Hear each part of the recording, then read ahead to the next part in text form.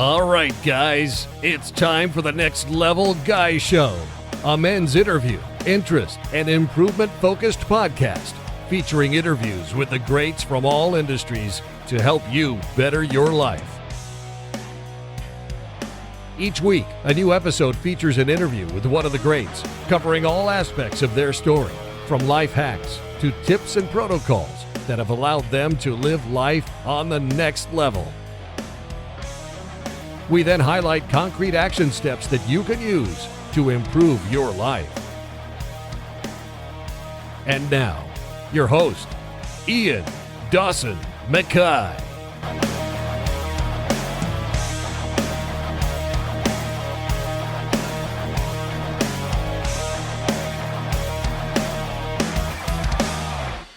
Today's guest is Scott Young. Scott is a writer who undertakes interesting self-education projects, such as attempting to learn MIT's 4-year computer science curriculum in just 12 months. He's also challenged himself by learning 4 languages in 1 year. For the last 10 years, he's been experimenting to find out how to learn and think better. He teaches the key concepts to learn the skills you want, faster, quicker, and at a deeper level than you ever thought possible. And in this interview, we discuss ultralearning, practice hacks, meta-learning, consumption versus doing, skill mastery, habit changes, productivity, and so much more. And this is an interview for you if you finally want to learn the skills they've always desired. And now, let's get to the interview. Thank you so much for coming on, Scott. I've been a big fan of your site, of your amazing book. But for people who are maybe not aware of you, and it's very timely to have you on during the virus epidemic because people are at home and we're looking for things to do to improve yourself, learn, work from home. Can you go into a little bit about who you are and why your book could be so helpful to people in the current situation? Sure. So I'm a writer, and I just published a book called Ultralearning recently, and it's about how to master hard skills on your own, how to teach yourself difficult things like programming, languages, public speaking, entrepreneurship, anything you can think of. And the sort of, I guess if there's something I'm known for, it's for doing these sort of ultra learning projects, these projects where I take on learning challenges. So one of them that I undertook, which would have been about 8 years ago, was something I called the MIT Challenge, which was trying to learn MIT's 4-year computer science curriculum in 12 months. But instead of going to MIT and going and getting a degree, I used the free materials that they had online. So I was able to kind of engineer sort of a similar to an actual MIT degree program, learning the content that you would learn, but without having to pay any tuition. Another project I undertook with a friend where we went to 4 different countries to learn 4 different languages. This was we call it the Year Without English. And the reason why is because the main method we were using to learn languages was to not speak English when we were there. So we went to Spain to learn Spanish, Brazil to learn Portuguese, China to learn Mandarin, and South Korea to learn Korean. And I've also done projects for things like portrait drawing and quantum mechanics and cognitive science and various other things as well. So this was something that's been a big part of my life for the last decade. And I've gotten to meet some really interesting people who have done even more impressive projects on things like public speaking and starting a business and doing all sorts of crazy things. And so I wanted to take their stories, put them together in a book, and give people kind of a method or a game plan if they wanted to teach themselves something hard that was going to make a difference in their life. I mean, and the book is amazing, and when you look at the challenges, and it's not so much just the challenges, it's the way that you explain how to learn and the ability that anybody can learn regardless of the situation, because qualifications are no longer as valuable as they once were. I don't know if you know Michael Ellsberg, who wrote about the true qualifications of millionaires and how a lot of them, it's the skills over the qualification. A lot of people can only hypothetically tell you how to do something. They can't actually do it. And I think you mentioned there's a big difference between knowing a skill and actually being able to do it. And a lot of current teaching, like in classrooms and that, people don't know the skill. But I mean, nowadays with the likes of Tim Ferriss, we've got the human guinea pig. It's become quite popular. People try new things. But what were you like back as a kid? Were you the inquisitive kid? How did you get into this?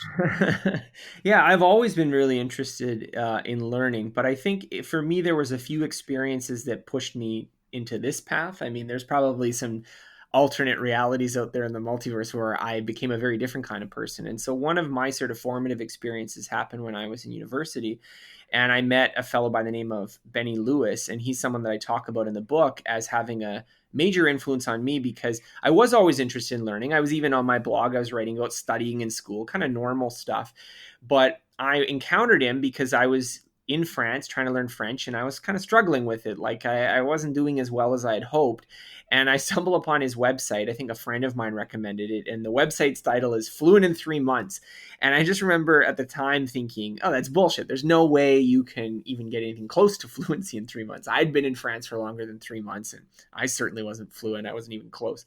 And I met him, and what I realized was just that there was this entire other reality, this other world of people who are taking on really difficult, intense learning projects, and he was one of them.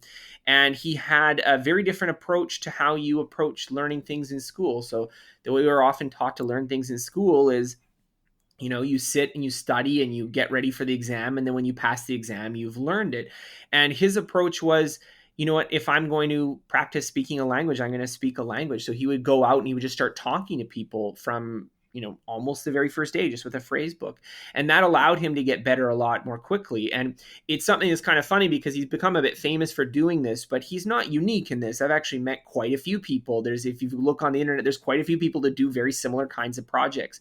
And even the project that I did with my friend is quite similar. And so it shows that having the right method, having the right attitude, and really the right tools for learning things can make a huge difference. Because if your only experience, for example, of learning a language was sitting through 5 years of high school Spanish where you can barely say hola, then it's kind of strange to think that there might be someone who will go from near zero to having functional conversations with someone in a couple months. And yet that is something that people regularly do. And so I think that this is something that applies not just to learning languages, but to learning all sorts of skills. And so that was what I wanted to try to document in the book. But I mean, for me, that was just discovering that there are people out there doing this was such a formative experience.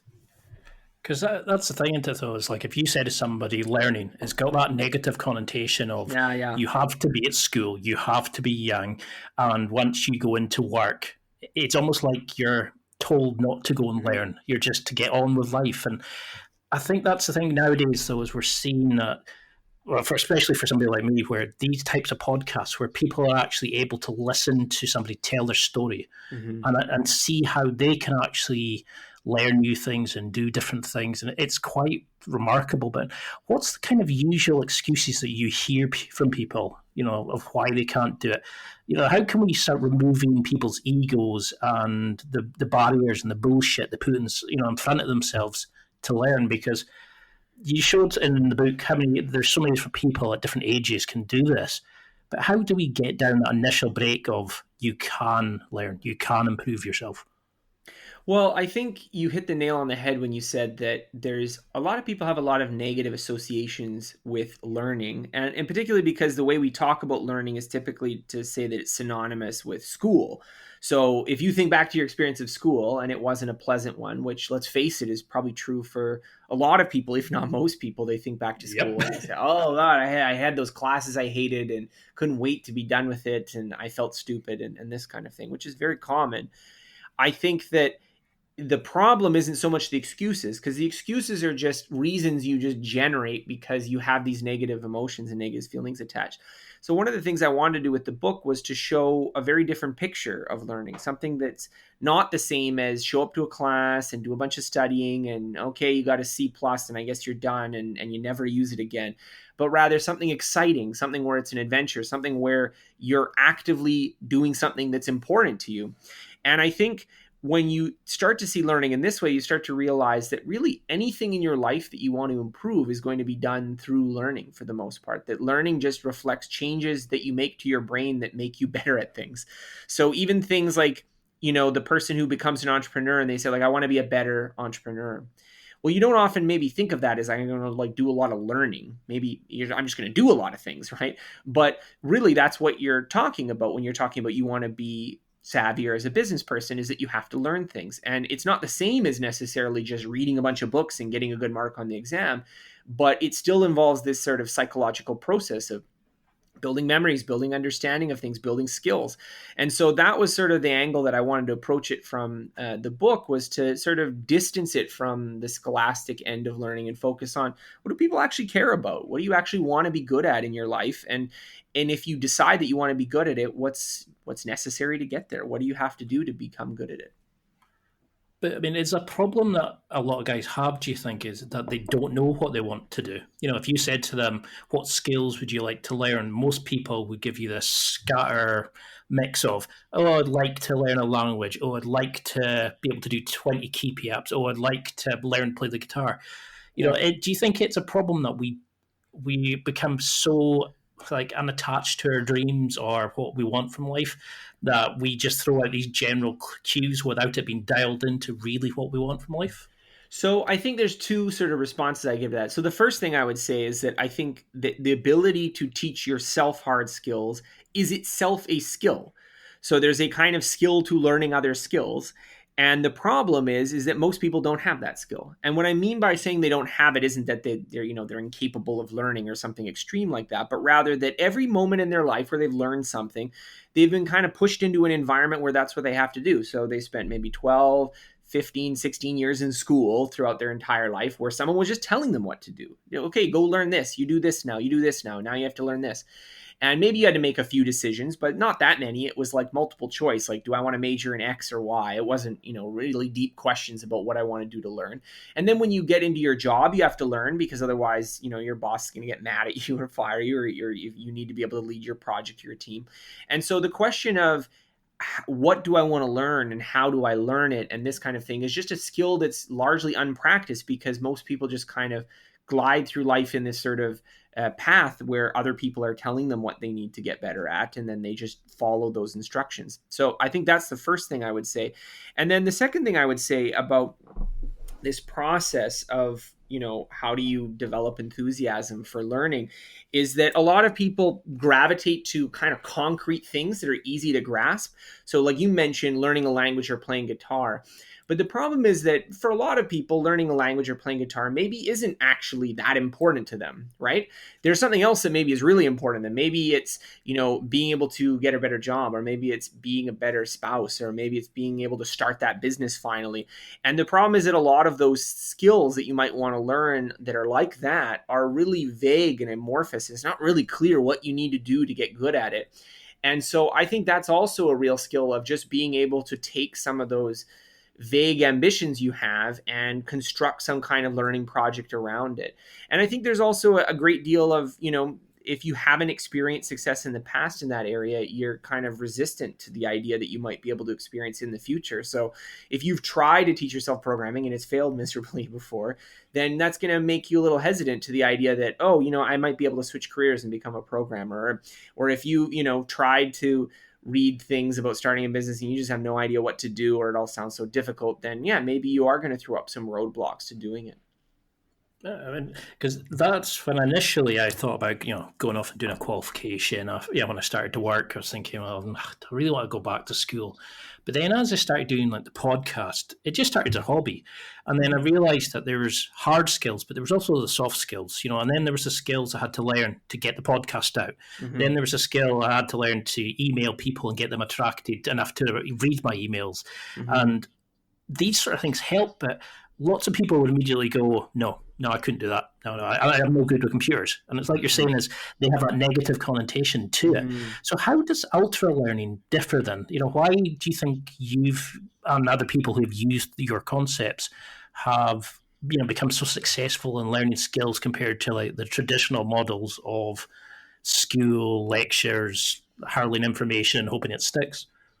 Well, I think what I try to do in the book and what I've been trying to do with my sort of writing work for the last 10 years or so is to try to get people to see what are the processes they're using to learn things already. And I think that is kind of an invisible thing, right? It's something that, you just go out and you do it. You're not maybe having a lot of self-awareness of, okay, what's the method that I'm using? Am I deciding to read this book, or am I deciding to watch this video, or am I doing some kind of practice? And what kind of practice am I doing? People just sort of jump on something. So the classic example is that you talk to people who've never learned a language before, or even lots of people who have, and they're like, I want to learn Spanish. Okay, well, maybe I'll get Duolingo. right? And that's the content of that sort of self-awareness of what am I going to do to learn was maybe I'll get Duolingo, or maybe I'll join a community college Spanish class or something like this. And so what I'm trying to do is, if you can be more aware of what the process is, you can start to realize why some of the efforts you've made in the past haven't worked out. So if you can understand why it is that you haven't been as successful, maybe let's say learning to program or learning French or learning public speaking or something, then you can start making adjustments. And so there's actually a lot of research that's been done on how people learn effectively. And it's not obvious things. So one of the things that I talk about in the book, which is super important, and yet it's omitted in many, many ways that we often learn things, is that you need to have a certain amount of directness with what you're doing. So a lot of times what people will do is they want to learn a particular skill, and yet the actual thing that they're doing when they're learning is nothing like the actual skill they want to be good at. You know, they want to speak a language, but they're tapping their finger on buttons on a phone. You know, that's the activity that they're doing. Or they want to, you know, become a programmer and they want to build applications, but they don't try to build their own application. They're just sort of, you know, watching some tutorial videos or something like that. And so one of the big things that you can do to be more effective as a learner is just to recognize what is the real thing that you're trying to do. What is the thing that you're trying to actually get good at, and going out and doing that. And that's one of the principles that I talk in the book, but there's many others that are kind of subtle. And if you miss them, it's very easy to kind of lead yourself astray and then convince yourself, well, the problem was that I wasn't smart enough, when really you were using an ineffective approach. I mean, that's why I really like the sort of the 9 principles in the book, that you looked at, you know, you tried to get people to move away from where you wanted to go, but you instead look at how you were going to get there and the methods. And you know, you talked about how you know, I think it's like your meta planning, and so many other people are like, oh, I would never sit and plan. You know, when you said you were talking about going on your trips, you thought about what would happen if I spoke to somebody, because you were trying to speak the foreign language without any English. And you said, well, what happens if I came across somebody who didn't speak the language? What would I do if I did X, Y, Z? And I think that was so beautifully done, was the level of detail that you put into this. So how, say if we pick a challenge, I mean, I do Brazilian Jiu-Jitsu. Okay. A lot of people I know try to do it by learning the techniques, but then they don't roll, so they don't know how to use them in a combat situation, or they don't know how to put them all together from start to finish. Yeah. If you had something like that, how would you use meta planning for that? How would you start looking and breaking that down to start learning? So the meta learning is the first principle, and the reason that I make it the first principle is because if you're going to take on a project by yourself, then it helps to understand what is required of you to be good at this thing. And that's often not obvious. And if you can invest some time up front to understand what's involved to get good at it, you can avoid a lot of these pitfalls. So now I don't know anything about Brazilian Jiu-Jitsu, but I can talk about, like, let's say a different physical skill. And I think this is a situation where if you wanted to learn some kind of physical skill, then the first thing to do would be to look at people who are good at it and sort of ask them, okay, well, what do you do to get good at it? What is it involved in getting good at this? And then someone could give you some sort of breakdown. Okay, well, you have to, you know, have, if we're talking about jiu-jitsu, I'm imagining there's some kind of physical component. You have to have a certain amount of strength. You have to have a certain amount of, you know, some certain patterns that you've memorized for being able to execute the skills, but you also know how to read the situation and respond. And so there's a lot of different kind of concepts here that you could break down. And then when you're learning it, you kind of have a sense of, okay, this is what I would have to do to get good at this particular skill. And so I think one of the things that a lot of people don't do is they don't invest this time in figuring out what is actually required of them to get good at this thing. And because they don't invest that time, it's often very difficult to make progress, because you're just sort of at the mercy of, did you pick a good sort of plan by random chance when you were starting out? I suppose that then it depends on what training academy you've joined and things like that. Because when I first started, I could use like Evernote, Google Tasks. I would have Dropbox, I'd have clouds, I'd have systems for everything. But if you asked me what I wanted to achieve in life, I'd say, I want to learn to play the guitar. You know, it was just so vague. And now I've started, because of like the SMART principle, you know, I've started going, right, okay, I want to be able to play one song on the guitar. I want to be able to learn to drive before I'm 25. Like I've actually started giving them measurable goals, and I've achieved a lot of them. But I did that with Brazilian Jiu-Jitsu. I want to get good at Jiu-Jitsu. But how do you define that? How do you manage that? So how do we work out, like, how did you establish when a skill is learned? And is there a difference between learning a physical skill compared to a mental skill compared to something else? Or are the principles from your book, I don't know if we want to go into them, but Sure, we can. Yeah. does it kind of change at all? Or are these the universal principles that you think work? Well, I think every single learning challenge is going to be different and is going to have different kind of things that make it difficult. So if we're talking about learning a language, a major obstacle to that is memory, that you don't remember the words or the sentences or how to say things.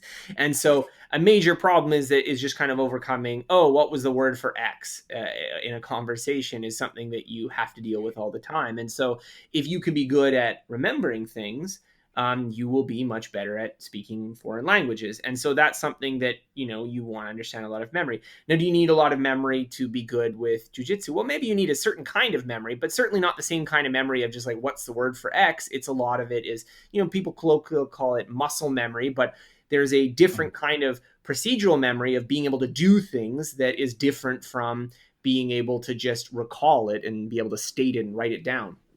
And so I think that a lot of the memory stuff that you would be doing, a lot of the things that you'd have to do to be good at jiu-jitsu would be similar to other subjects, but there's also going to be differences. There's not going to be the same need to necessarily like have flashcards if you're doing jiu-jitsu, but you do still need to deal with these issues of memory, and you do still need to deal with these issues of being able to understand why you're doing what you're doing and being able to get feedback and spotting your weaknesses. So I think even if there's going to be differences, the principles largely still do apply. I mean, that was what I was really interested was the scope of the meta learning, the way that you really delved down deep and you looked at ways to throw yourself into that situation. I mean, I remember reading one of Tim Ferriss's books where he talked about learning a language where he'd learned like keywords and phrases that he could kind of link together to kind of form a mind map and stuff like that. So how do you start breaking this down? Do you write this onto, like, you've mentioned the art of writing it out is really helpful for you to kind of really get into into the depths of it. What kind of tools do you use at this stage to start your challenge, start your planning, your meta learning, etc.? Well, if I'm going to start working with a particular project, usually my starting point is to kind of get it like I break it down in the book into sort of three categories of things, which I would say apply to virtually every subject. And the three categories are what I call skills, concepts, and facts. And it's not that you have to have this extremely detailed that you know every skill, concept, and fact, but it gives you sort of a sense of what is involved in getting good at this. So a fact is something that you just have to be able to remember. You don't have to understand it, and it's not really something you have to do. It's just something you know. So again, with language learning, knowing vocabulary is knowing a lot of facts. You have to know what the words are for things. And then we can have concepts, which is something that's a little bit more elaborate than a fact, where you have to know it, but you have to understand it and you have to be able to work with it. So physics involves a lot of concepts that, it's not enough to just have the equations memorized. You have to actually have to know how to use them to solve difficult problems. And then finally, we have procedures, which is skills, which is the kind of knowing that, not just being able to bring things out, but it's knowing how. Like, how can you actually perform this in the real world? So if you're playing a sport or you're doing Brazilian Jiu-Jitsu, for instance, that is a lot of procedural knowledge. And so you can even just start by writing these down in these three columns and just start listing things. And then you can get a sense of, okay, well, what is going to be the main difficulty here? What is going to be the main thing that's going to prevent me from getting good at it? And you can make a guess in the beginning for a lot of subjects, even if you don't quite know. So you might assume, for instance, that the main thing in a language is, you just need to know a lot of vocabulary. And then maybe when you get into it, you realize, well, actually, let's say the pronunciation or being able to speak fluently or converse or things is actually making a bigger problem. And so you maybe need to switch your strategies. But the more you can kind of sort of structure what is involved in learning this, what do you actually have to get good at, the better that you can kind of figure out which methods are going to be appropriate for you to learn it and which things you can use to get better. Yeah, because there's a guy called Kit Dale who's a jiu-jitsu practitioner, like world champion, etc. That's Mm-hmm. what he was talking about. Was if you take all the main points, like of different sections you can do, like mount, back, etc. Mm-hmm. in jiu-jitsu, then you take all the standard sweeps, then you take all the standard attacks, and he said by the time you learn each of them, it's something like 5 million hours. But he said if you break it down to the concepts of every sweep has 3 points. It's like taking the post away, taking their balance away, and then finding a leverage point to turn them or sweep them or twist them or whatever. And since I understood those three concepts, you don't really need to know every single sweep because you just look for those three concepts. And that's why I was really so glad when I found your stuff, because it made me understand how I could actually break skills down. I wasn't just going to look and go, I want to do a backflip. I was going to go, right, how do I need to do the landing? How do I need to, how do I build it up to that point? And then finding the information that I needed, it kind of gave me the confidence that I could do these sorts of things. I haven't been able to do the backflip yet because I'm quite a heavy guy, but it opened people up into these kind of things. But so many guys self-sabotage. They want to be general. They don't want to step out of this kind of thing. But how do we accept we can be better? How do we make each skill we learn as like a reference point so we can use that as a new starting point, to keep going and keep improving? Because so many guys would, do a qualification and then they do nothing for 5 years. How do we keep, you exercising this part of our brain? Well, one of the things that I always try to be doing in my own life is just to always have new projects. And so I really work off this sort of model of having a kind of concrete project for a period of time where I'm focusing on it and I'm really trying to make improvements in something specific. And then when it's done, I'll obviously work to maintain it and keep it up, but then I work on a new project. And the new project doesn't have to be a new skill. It could be related to the old skill. But the idea here is just that by breaking down the progress that you want to make across lots of different domains of your life into these sort of concrete projects of fixed links, you can actually work on something specific. And I think the problem a lot of people I see is that they get really enthusiastic about the very general idea of getting better at a lot of things. But then when you break it down to well, this is actually what you need to do to get good at it, it gets kind of, oh, all right, well, now I'm not sure whether I want to do it anymore. And so I think that's sort of a good habit to kind of build in place, is to, the more you can have yourself focused on, doing what you need to do every day to move forward, you're going to make more progress than if you're just sort of daydreaming about, well, wouldn't it be nice to be great at jiu-jitsu, rather than, okay, these are this sort of style that I'm working on, or these are the kind of moves that I have to practice, and I'm just going to do it every day, and I'm going to work on this for the next 3 months. And that's sort of a way that you actually, if you think about the long term, if you're thinking about over 5-10 years, if you're consistently doing projects, you look back and you've learned a ton of shit. Like it's not just that you've, had a bunch of ideas for things that you wanted to learn.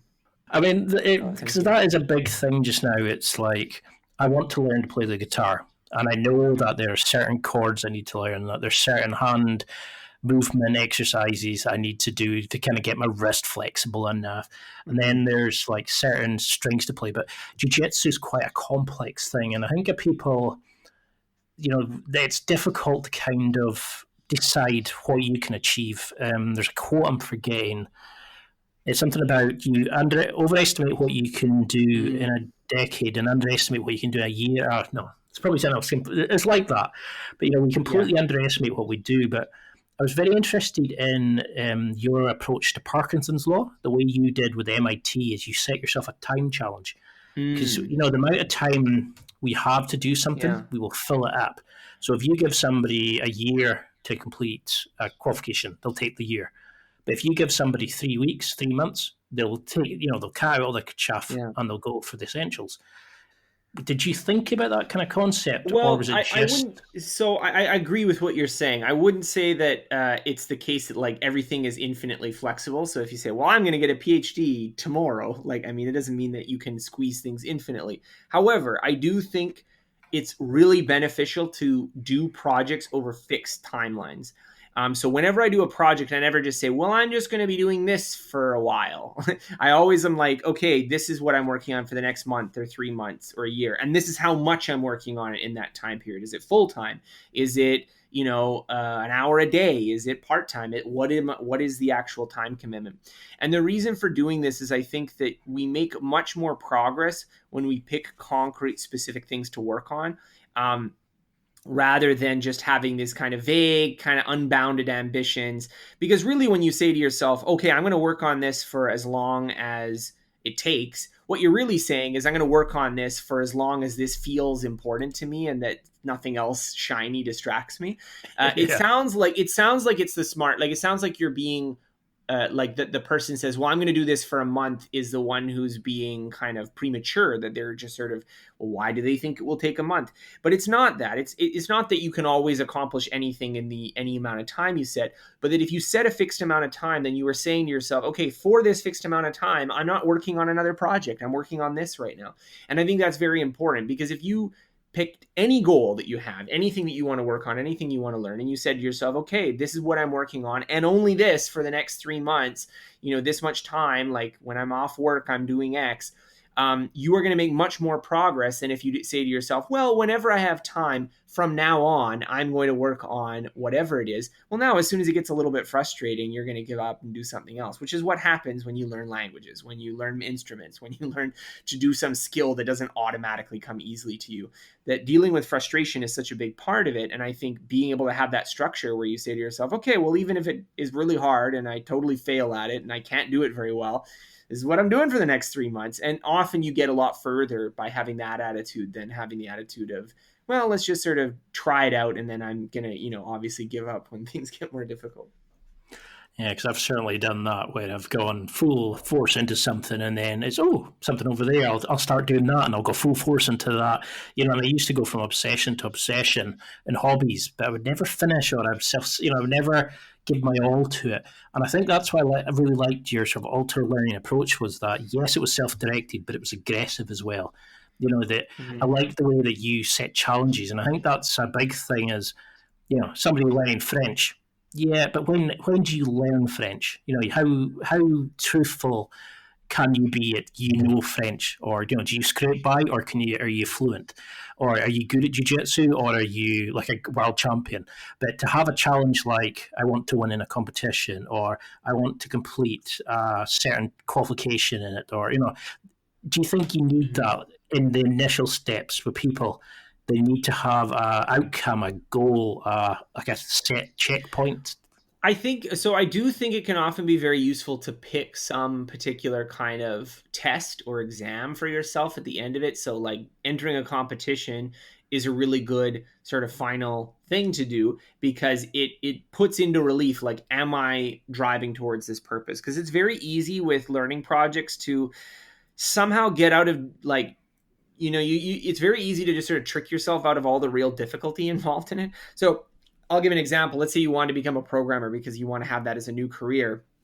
Well, the thing you should probably be doing is, how do I get as quickly as possible to building commercial software that, like, I could easily fit into any kind of modern organization that's creating software. But a lot of people will not do that. They will sort of find some way to do exercises that sort of skate over or just sort of avoid, well, that is kind of too hard and difficult, and I don't want to work on that. So let's do something else. And so I think what you need to do when you have a project is to have something that keeps you honest, that keeps you focused on what actually matters. And so sometimes a goal or competition can help with that. Sometimes it can be, if you're taking a class, having a final exam at the end does work to at least force you to study. You can't just like read it and just can pretend that you know it. You actually have to do well on the test. And so there is a value in that. I do think that it's very difficult to predict how far you can go in a set time period. So I've had projects where it turned out that I was making progress much faster than I thought I would. So if I had picked a really easy target, I might have started to slack off. And similarly, I've worked with other people who have set goals which are really too ambitious for the amount of time that they're willing to invest into it. And so they kind of get frustrated that they're not able to reach it. And so what I prefer is something that's more directional, something that focuses your activity, that allows your efforts to be invested in the right way, but isn't something where if it turns out that, you can't become a world champion in 2 months, you're not despondent. But if it's sort of like, well, I'm going to compete and I'm going to try to do as well as I can in this competition, then you're probably going to still feel good, even if you got third place, just because you did your best and it was directed towards that goal. Whereas if you're just like, well, I'll just practice martial art move in my basement and I'm not actually going to go out there and get any real exposure, it's very easy to do stuff that's fun and not the kind of stuff where you're getting punched in the face, right? It's not the enjoyable part of like MMA training and stuff like that when you're getting punched. It's, you quickly learn how not to make mistakes in that sort of scenario. But, you mentioned on Instagram about like the perfect practice loops and things like motivation are a great tool. You get those people that say, for those who don't want to go to the gym but want to get in shape, just turn up and do one set of one activity. And by the time you go there, get changed and do one set, you start enjoying yourself and you stay around for it and do a bit more. That's fine. Learning skills is great if you're motivated. What do we do at times? It's, something for work, for example, and you really don't want to do it. How much of a role does motivation play, and what can you do in a situation when you really hate it, but you have to learn it, or you need it as a key component for something else? Yeah, so I always think that it's presented as kind of a like rock in a hard place. Like, well, I have to do this thing, but I really hate it. And I really don't like framing it that way, because really in life, you usually have lots of choices and there's lots of different things that you could potentially do. And so, yes, there's sometimes where there's a small part of some larger thing you want to do and you don't like that part, but you got to do it to get to the bigger thing that you like. And yes, you do need to push through that. But I think that's always helped if the bigger thing that you want to do is something that you really care about. Whereas the way this is often presented is like, well, here's something that I just kind of hate through and through, and how can I get good at doing it and making myself do it all the time? Do you really want to be the person that's doing stuff you hate all the time? I think that what you should be doing is trying to figure out how can you make the things that you need to do in life and the things that you want to do in life, how can you make those coincide more? And so, again, sometimes there's going to be things that like, okay, I want to do X, but I have to get through this thing that's going to be kind of frustrating in the beginning. So for me, if I'm doing a new programming project, I hate doing the setup part where you have to set up a new language and do those things. It's very frustrating. There's lots of bugs. It's not the fun part. It's not the part that I like. Okay, so maybe I have to push through that, but I push through it because I care about doing the project as a whole. I care about the thing that I really wanted to be able to do, which was, making a game or writing some script or doing something else. And so similarly, you maybe really hate those first few times you're speaking a new language, but you do care about, being able to speak the language more generally. You are able to care about that. And so what I would say to people is that I always try when I'm designing a project to make it something that feels interesting and exciting. Not always easy. I don't want to make that the case. I don't want to make it just whatever's the most convenient, but how can you frame it and put it in some context where it feels like it's something that's important to you, that's meaningful, that's like, okay, yeah, this is going to be hard and frustrating, but I'm interested in it. So if you don't like doing that workout in the gym, like, why don't you play a sport, or why don't you do something that is going to be exciting or interesting for you? If you don't like how you're proceeding in a goal, maybe you could change the intensity or change how you're doing it. I know a lot of people that, they don't like doing push-ups, but they got into this idea that I'm going to do this 100 push-ups in a row challenge, and all of a sudden they're doing push-ups all the time. And that's a framing thing, right? It's not that the push-ups changed, it's that how they thought of the activity changed, that this idea of being able to do 100 push-ups started to become interesting to them in a way that just doing some push-ups every once in a while didn't. So I think the way I think about motivation is, if you're trying to get yourself to do something that you really, really hate, and there's nothing redeeming in the big picture about it, there's nothing that like, well, I have to do this to get at this thing that I really want to be able to do, or really want to get at. I just think that's the wrong way of going about it. I think the right way of going about it is, how can I make this activity compelling? How can I make this goal compelling? And if it's not compelling, then yeah, maybe pick a compelling goal, because there's plenty of compelling goals out there. It's not that they're lacking in anyone's life. It's just that you get these situations where you feel like you have to do this one thing and there's nothing else as an option. It's time for a quick break.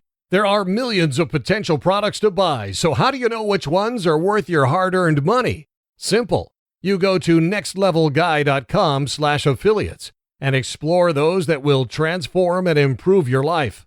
You'll find deals, listener exclusives, and special offers with some great companies. Recommendations are 100% honest and only on items Ian has tried or believes in. The companies showcased will make you a better man in all areas of your life. Simply go to nextlevelguy.com/affiliates and level up. I love that. I really wish I'd sort of found your stuff sooner, because when I first started, I'd be like, oh, no, I don't really want to do that. And now when I look back, there's ways I could have done things so differently and sort of made it more enjoyable. And yeah, there's a lot of stuff we don't want to do for work, but I mean, you work to live, you don't live to work. And what a difference it has made in my life just from finding small skills I've learned, and you move to a different level, like a next level, excuse the pun, where you kind of go from there. You're never the same person. You always improve, and you get the next challenge, the next challenge, the next challenge. It's amazing where it's taken me, and the people and the amazing people I get to speak to, like yourself. But how do we start sourcing the information? Say you've got somebody who's 40 years old, hasn't done any kind of qualifications, teaching, learning, whatever since school, but wants to play the guitar, wants to do X, Y, Z. How do they start sourcing this information? Is it a case of buying books and podcasts? Should we be looking just to throw yourself into a night class, or what kind of advice would you give to people to find the mentors, the methods, the right practice method for them? What I usually take as a starting point is try to think of a concrete project or outcome that you'd try to be able to realize that you could organize your activity around. So one of the problems a lot of people have is that the thing that they pick as I want to learn X is just, it's not concrete enough. It's not something that you can actually organize a plan around. So to use the guitar example, there's no real such thing as learning to play the guitar. Now I know that's I got to qualify what I'm saying there, but really what it is there's lots of little kind of micro skills that you have when you're learning to play guitar. You know certain chords, you know to play in certain keys, you know how to move your fingers. So like the person who's playing Spanish flamenco and the guy who's playing rock ballads, they kind of maybe have different skills. Maybe they don't have the exact same skill set. And so when you say to yourself, I want to learn guitar, you're not really being specific enough. A better thing to do would be like, I want to learn to play this particular song, or I want to be able to learn to play these songs, or depending on the scope of your project, picking something very concrete. And then you can kind of work backwards. So once you figured out, okay, I want to be able to do X, and X is something very specific that you would know in a moment whether you're able to do it or not. Then you try to have to work backwards. Okay, what do I need to do in order to be able to do that? So then you start looking at, okay, what books could get me there, or what courses are out there, or what are the basics of learning guitar? What are the things that I need to practice? How this song is too hard. I can't even attempt at playing it right now. What's like an easier song I could build into that, or this kind of thing. And so I think once you have that kind of concrete, direct practice situation where it's sort of like, this is the real thing that I actually want to be able to do at the end of this project, it's going to be a lot easier to organize a project around that. If you instead have the idea of, I just want to learn X, you quickly get into this quagmire where you have like an infinite things that you could learn, and everyone has a different strategy. And you often end up just sort of plugging through lessons with the like hope that maybe one day you'll be able to do something interesting. It's way better to just start with the kind of end in mind. What are you trying to reverse engineer? What are you trying to figure out? This is what I'm going to be able to do 2 months from now that I can't do right now. And then let's backwards engineer. What do I need to do to get there? I love that. It's such a great answer. And do you think that's why, like a lot of people struggle to start, like how do you get through the initial sticking points, or, the points where you think, oh, bollocks to this is too hard? Is that where the meta learning comes in, where you analyzed it deep and you've looked at potential problems? So when you come to them, they're not really a problem because you've expected them. They're not as scary, and you can sort of figure out, well, if this comes up, I'm going to do that, or if that goes up, I'm going to do that. Is that the importance of meta learning, to understand your potential pitfalls and how you're going to fix them? Well, one of the things that I think is really important is how you kind of think about the structure of the project, that once you really kind of commit yourself to going through some difficulties, the difficulties are already over. And it's sort of weird to say it that way, but if you tell yourself, for instance, that you're going to go and only speak in a certain language for, the next month, let's say, maybe you don't speak Spanish right now, but for the next month, you're going to speak to it. The real difficulty for that is very often committing to actually doing it and like fully sort of committing, okay, let's get my life organized, let's do it. Then when you get in situations where like, oh, I don't know how to say this, then you're just kind of problem solving. You're just dealing with code. Okay, I've got to look this up on my phone, or I've got to go do this and this. And I think one of the things that a lot of people do is they don't really confront what's involved in doing the thing that they want to do. They don't confront that essential difficulty it contains.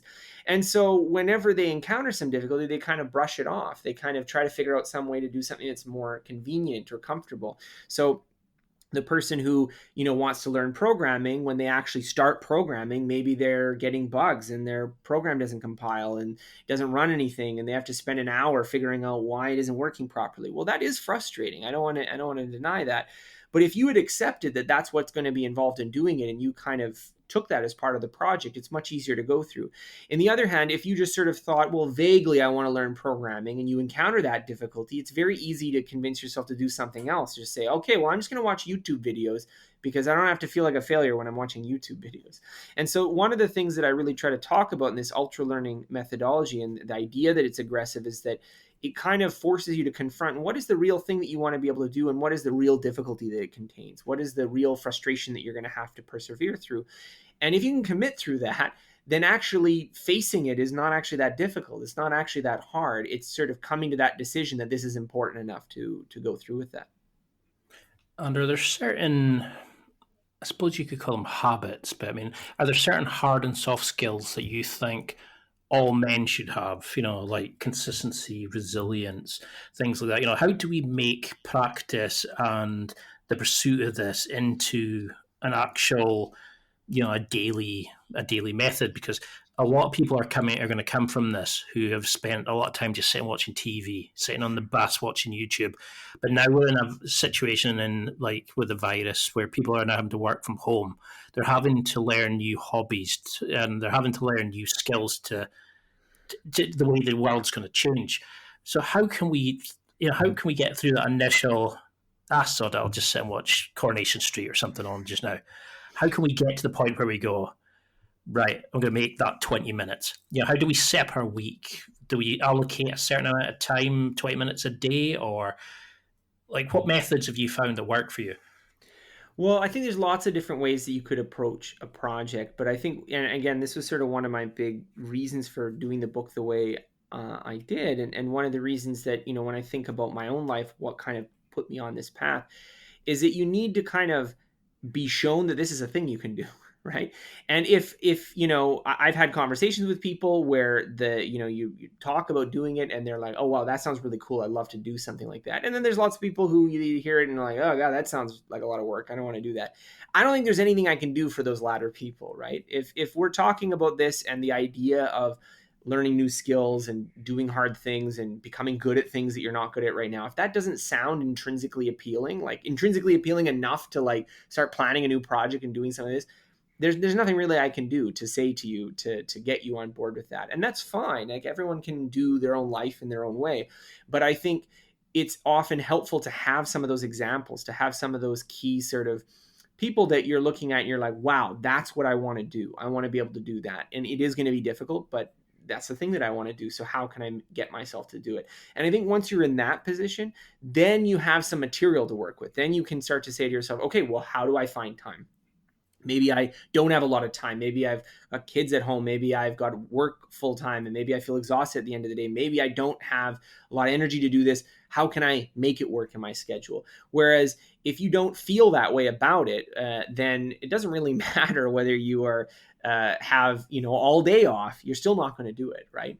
And so I think the most important thing is to try to cultivate some of those things that really excite you and things that really make you want to try it, and give yourself that permission to go out and try those things. Well, that's brilliant. I love that. But so how do we then identify bad protocols, bad practice methods? How do we, avoid the law of diminishing returns by over practicing or, practicing bad repetitions? How do we eliminate the distractions and the BS and the substandard practice? How do we know at what point to stop and reallocate or switch to something else? Do you have a method for that? Well, I think there's lots of different ways that learning can go awry, where you can have a good intention, like we were talking about. You can have a good intention to learn something. You can have every desire to learn something well, and then it just doesn't go exactly how you'd want. And I think we've already talked about one of them, which is having this concrete, direct kind of outcome that you're trying to do, this sort of concrete manifestation of the skill you're trying to build, cultivating that. But there's other ones as well, and I think some of them that I talk about in the book are things like not getting feedback. Feedback is very important for being able to learn, and yet feedback's uncomfortable. We don't like getting feedback always, and so often we'll choose practice activities that are conspicuously devoid of feedback. That's what can happen when I was using the example of people who instead of writing programs when they want to be a programmer, they watch YouTube videos about programming, because the latter doesn't have any feedback. But when there's no feedback, you also never get frustrated. You never fail at anything. Similarly, one of the other things that I talk about in the book is the importance of retrieval. So if we're dealing with something where you have to remember things, it's very important to practice remembering it and not just practice looking at it. So that's another mistake that people get in, is that they think that the right way to study something is to read something over and over and over again. Whereas the right way to do it is to read it once, close whatever you're doing, and then try to recall from within what you're trying to remember and what you're trying to do. And so there's a lot of these little kind of things that if you get them right, it's a lot easier to proceed through a learning project. And so that was one of, again, the big goals I had with writing the book, was to try to document some of these principles so that you could see in your own projects, oh, I'm not doing this. That's maybe where I'm getting hung up on with this particular project. And how would we find these kind of feedback places? Because obviously, you sit and do a qualification, you fail the exam, you get that feedback. Mm-hmm. But for things that may be a bit looser in terms of set goals, is it because you have to have the goal defined enough that you can have feedback points, or do you need accountability partners, or what ways have you found to introduce feedback and to get that kind of recognition back to know you're going right, they're wrong?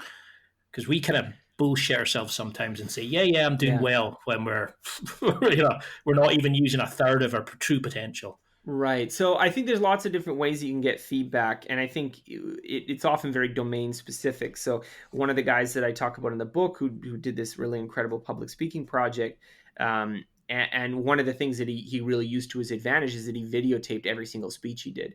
And one of the reasons that's valuable is that if you are speaking in public, all of your attention is on your performance while you're doing it. So you don't have that much self-awareness, and you probably don't even want that much self-awareness, because if you spend your entire time giving a speech thinking about how is this speech going, you're probably not giving a very good speech, right? You're not in the actual activity, you're thinking about it.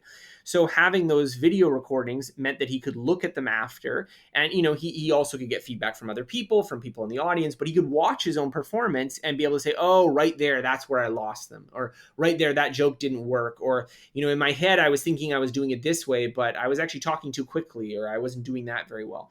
And so that's an example of one way that you can get feedback if you're considered, you're trying to get better at a particular skill. Another thing can just be publishing. So if you are trying to write or paint or produce music or write programs, just doing it in a public way where, if you want to be a better writer, start a blog and just start writing. If you are just writing for yourself and you never share it with anyone, not only do you not get feedback from those other people, but even just the way that you produce things is different when you think you might be scrutinized for it. So even if no one's reading your blog, the kind of writing you do for your blog is going to be different and probably better than the kind of writing that you do privately in your journal. And so I think there's lots of different ways you can get feedback. And a lot of the ways you do it are kind of obvious when you think about it. It's more about kind of recognizing what's the impetus for doing this, and how can I seek that feedback rather than recoil from it. So once you've learned a skill, you've got to that point where you've achieved the qualification, or you've done the song that you want to learn, or whatever it is, how do they keep the skill fresh? Because if you're then going on to a new challenge, like when you went round with your friend and, you started saying, I'm going to go to 4 different countries and I'm going to learn, X, Y, Z. How then do you keep those languages going? How do you get to a point where you say, well, that's fine, maybe a year down the line, suddenly you speak to a French person, and I came up to, how would you be able to keep it that level of capability now while you're learning Mhm. other skills? Well, I How do think you incorporate that? yeah, so it's undeniable that if you don't actively use a skill or set of knowledge, it will atrophy. Um, this is a universal truth. So the kind of I forget everything that I've learned from school. Well, you haven't forgotten everything you've learned from school, but it's probably true that if you had to do final exams for stuff that you did in university or in high school, you might not pass them, and that's kind of embarrassing for people. They want to have some way that they can just have all the knowledge they've ever learned at their fingertips, and I don't think there's a way of doing exactly that. What you can do is you can invest in some sort of maintenance routine. So, a routine where you invest a small amount of effort as a habit over a long period of time, where you just do a little bit. And I don't think this is perfect. It's not the case that you do this and you won't have any atrophy at all. But if you do a little bit, it often goes a long way. So my kind of motto here is that it's very difficult to do this perfectly without just continuously spending enormous amounts of time, like what I said, with a skill.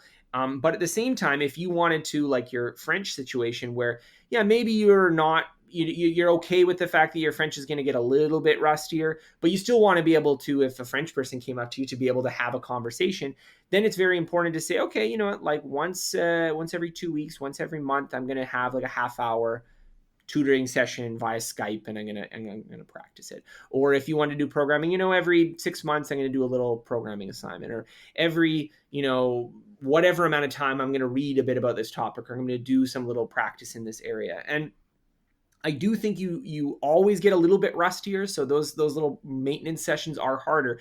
But if you can do this over a long period of time, you can keep skills fresh enough that the kind of hurdle to start using them again isn't inordinate. And I think that's the major barrier. That if it were the case that you learn French, but then you have to spend 2 weeks studying it every time you want to speak it again, well, you're just never going to speak it, and then effectively you don't speak French, right?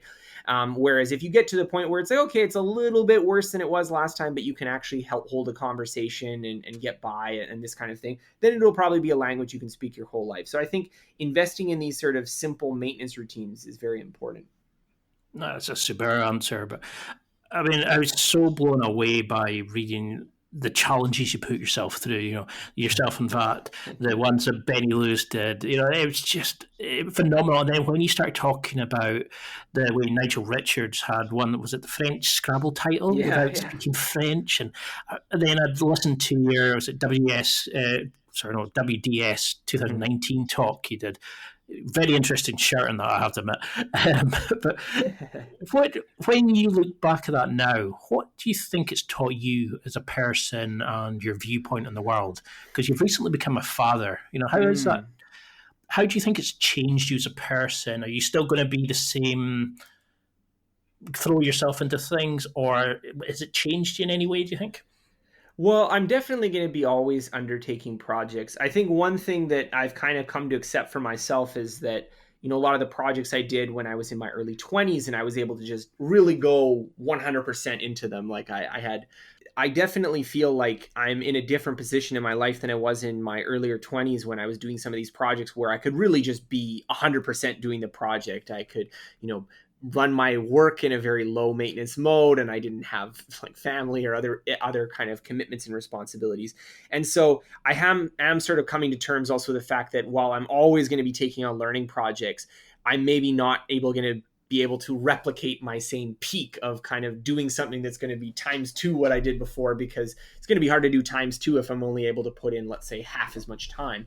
But I think the overall mentality that I've learned and how it affected me as a person is just this general sense that if you want to learn something, if you want to get better at something, there's a process for doing it. And so this is something that I'm going to be pursuing my entire life of learning new things and getting better at things and tackling new skills and new projects. And I think the more you can find that exciting and is something that you can just add to your life, then yeah, even if you're not always doing something that is as dramatic or life changing every single moment, you're still constantly accumulating this progress and maturing and developing as a person. And that's something that I definitely want to try to impart on my son and any other future children that we might have, that I want him to have that same sort of sense that, if he wants to learn something or get better at something, he can do that. And, how to cultivate that mindset, I think, is something that I'll have to figure out as I go along. Because it's something, it kind of hit home recently when I was discussing like what I wanted to do during the sort of lockdown time.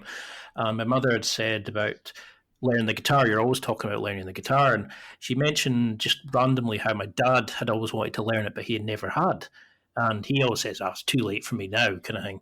And I felt really sad that there's people in our world who we have all these amazing technology options. We have all these amazing teachers and free courses, and there's people who are going to go to their death not having the chance to complete what they want. They're never going to get to really find out what their true potential are.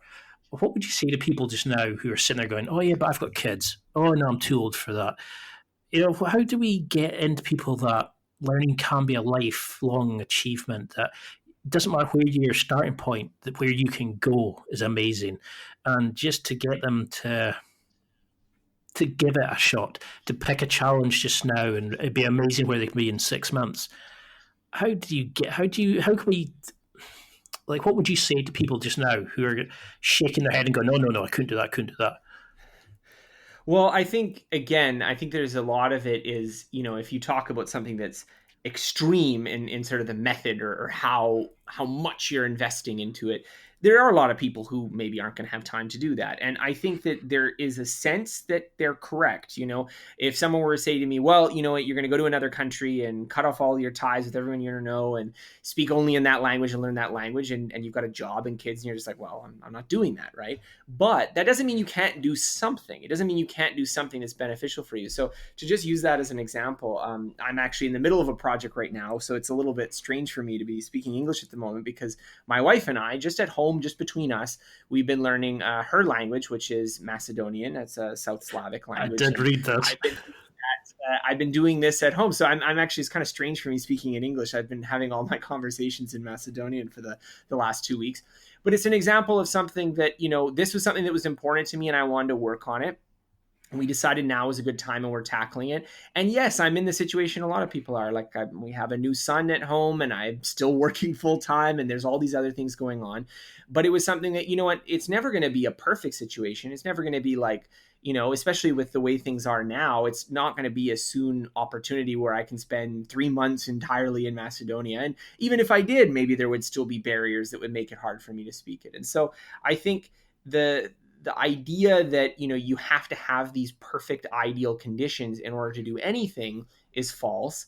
But I think at the same time, it's important to recognize that it's not usually your life situation that's preventing you from doing it. Rather, you have these emotional feelings to the prospect of doing it. And that's what's kind of keeping you back. So you feel like you won't be successful, or you feel like it's, not important to you, or you feel like you're not sure how you're going to handle things.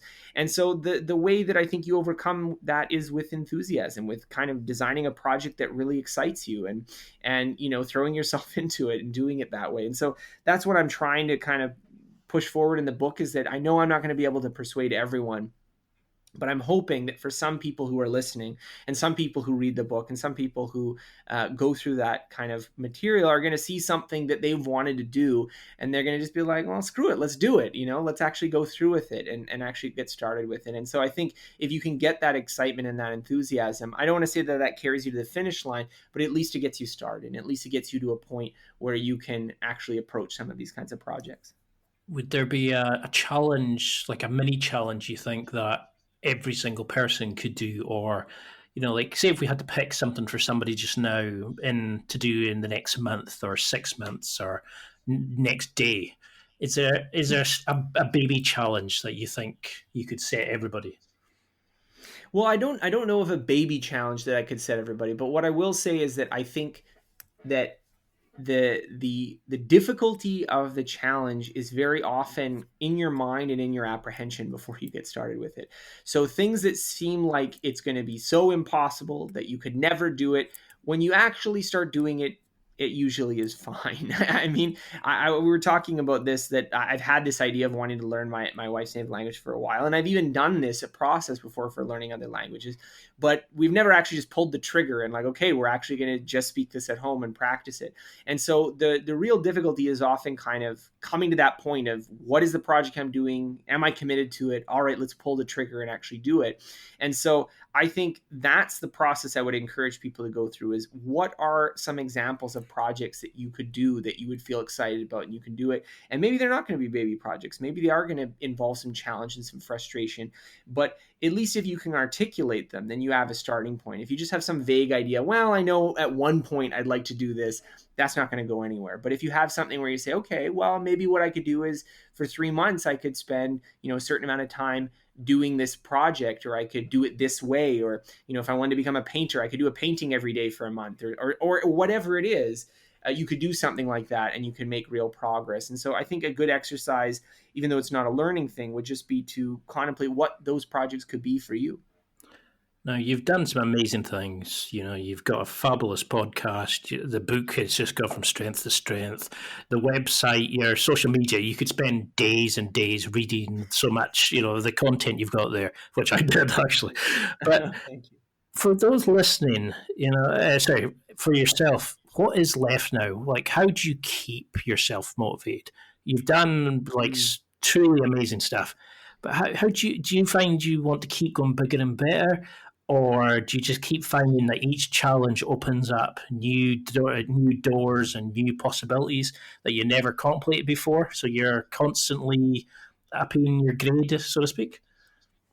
Well, I think there's always new projects and new horizons that are pushing me. And one of the things that I've kind of have as a sort of life rule for myself is to gravitate towards projects that are pushing me, not just in terms of a new subject, but they have a new kind of challenge for me. So in some ways, if you're doing a project which is very similar to the kind of thing you've always done before, it doesn't have that same feeling to it.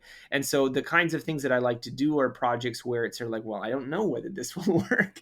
And so once you're like, well, I know it'll work, then it becomes kind of routine. And so I'm always trying to find new projects, but I think by kind of definition, there's no formula for dreaming them up, because if you have the formula, then it's kind of that sort of routine activity. So, I mean, recently I was working on this book, which is that kind of project for me, which, I'm kind of a little embarrassed to admit it, but it was something that definitely gave me a lot of frustration and anxiety while I was writing it. But I'm very glad that I pushed through that and I did it.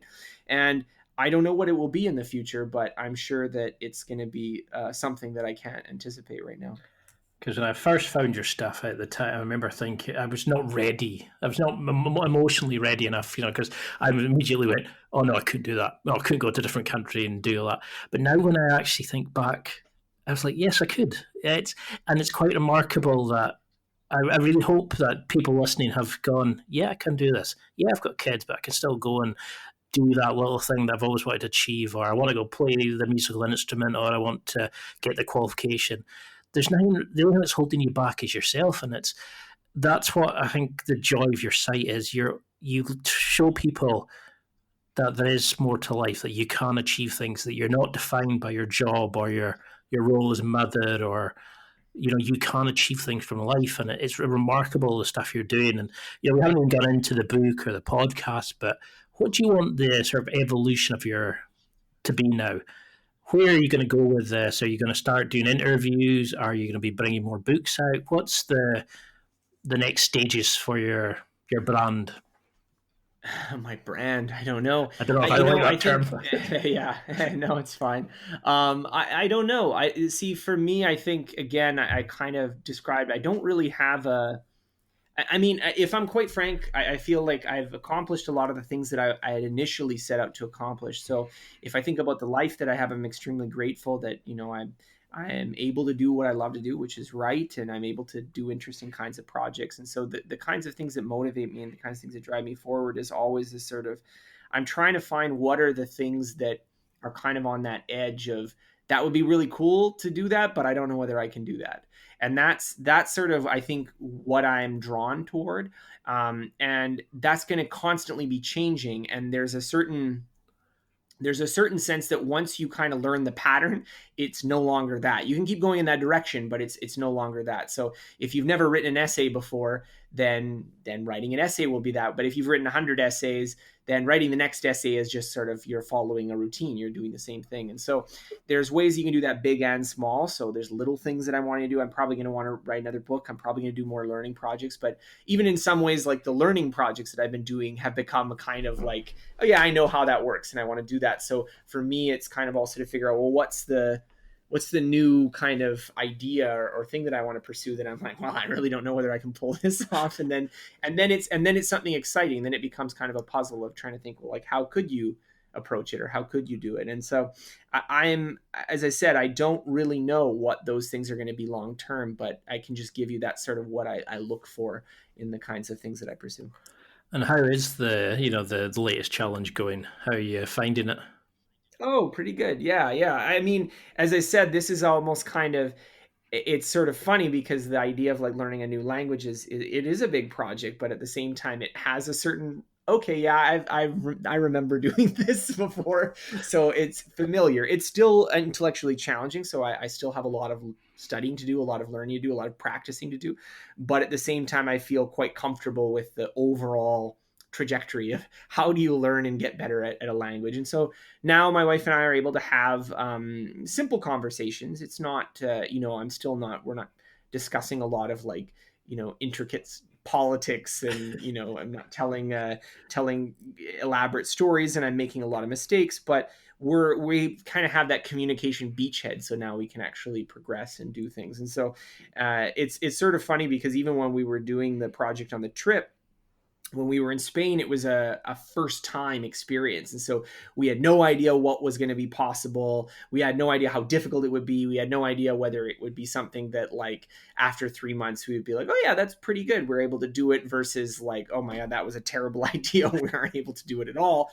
And by the time we got to Korea, which is objectively a much harder language that we did not reach the same level of ability after 3 months, it was nonetheless kind of routine in the sense that we're like, yep, I know what this is like. I know how to do it. I know what we need to do. And it had this this sort of approach, which is kind of a strange thing to think about, like going to another country and totally immersing yourself just became kind of like, all right, another day at the office a little bit.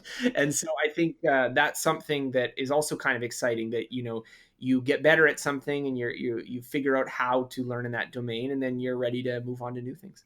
Because when you did the first time, I was like, oh, that's really impressive. And then you were like, we did it 3 more times. And at one point it was Mandarin. I thought, geez, talk about picking a hard one. But I suppose that's the joy of life, isn't it? It's like once you get married, there's so many things that can come up that you can challenge yourself. Once you have kids, there's so many new challenges. Once you have a new job, there's so many challenges. These challenges will get thrown at you. And there's so many different options to do things. But I know we're over our time limit, but what do you want everybody listening to this to take away from it? Because I've still got pages more and I'd love to have you on again, but yeah, what do you want the go home message to be, the thing that people take from this? Well, I think the idea that there could be something that feels exciting and meaningful for you and matters. It's not just something that, oh, it would be nice to speak French. It could be a skill that this would literally change your life, that these things are out there. There's this Greek word poesis, which was talked a lot about in kind of the ancient Greek days, which is related to this idea of craftsmanship, but it's basically bringing things out for themselves. And I think that's sort of an attitude that I've kind of trying to attune myself toward, which is that these projects that you could undertake, which would be meaningful and exciting and become an obsession and change your life, like I talk about these are things that have been fun for me and they've improved my, my work and this kind of thing. But there's been people in the book who it literally changed their life. They've become they're on a completely different life trajectory after having taken some of these projects.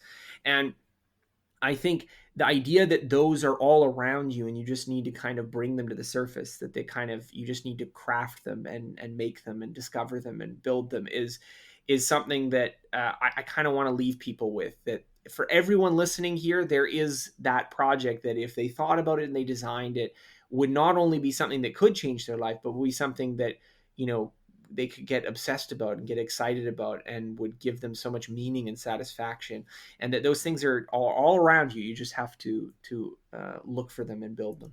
Yeah, for me, it was the podcast.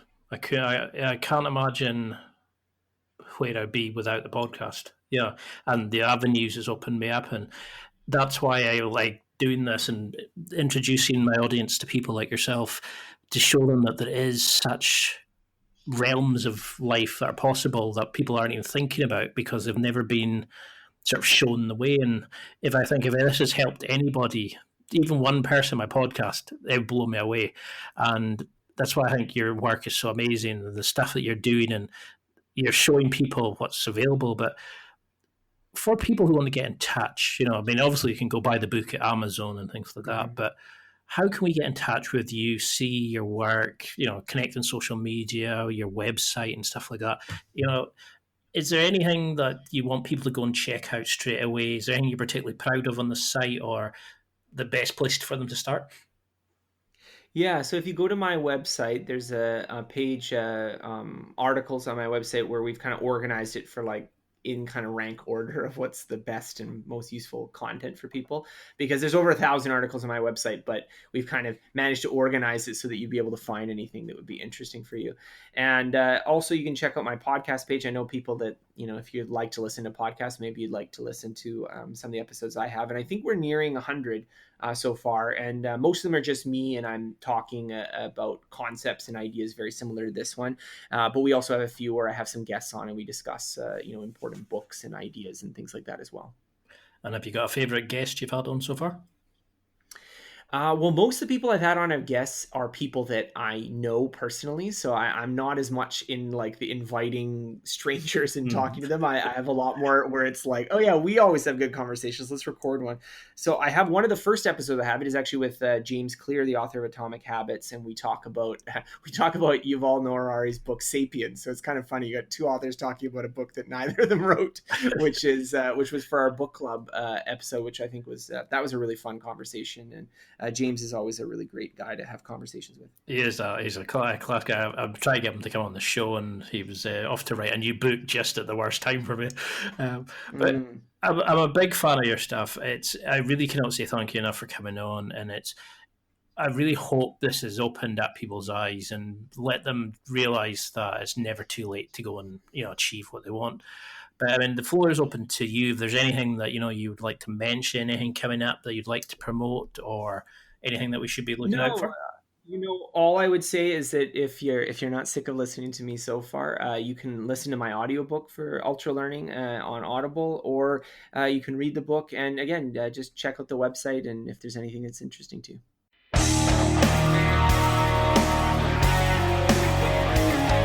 Well, that's it for another week.